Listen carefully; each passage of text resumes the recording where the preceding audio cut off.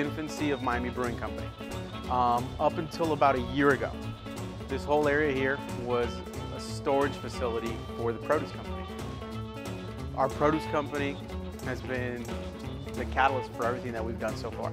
And with that in mind, we decided to start looking for ways to brew. I'm not sure if David told you a little bit of the history, but we had to get legislation to allow us to have a brewery and a winery. Florida's kind of weird in the way it does legislation. If it doesn't implicitly say that you can do something, it's kind of taken as you can. So we had to change the law to make it happen. Once we got our license, we've been running full bore.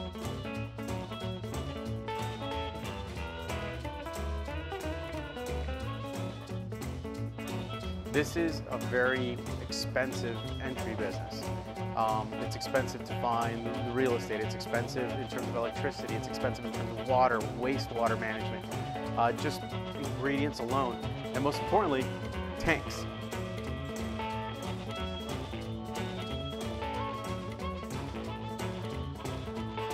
Out here, it's not about putting in a purchase order and buying a new thing. It's about, hey, what can we do to keep this other thing working? How can we maximize what we have? And that's what's kept our family business going and expanding, because we don't waste on all these extra costs.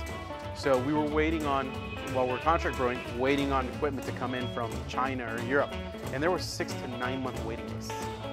On top of that, 50% of the cost came from shipping. Not good business sense when you're looking at that. So we said, hey guys, these are the general schematics for what we're trying to do. And one of our guys looked up and said, we can do that. Oh, have you ever built a tank before? Well, we've worked on the winery tanks. This is just a couple more welds, this and this and that. We can do that.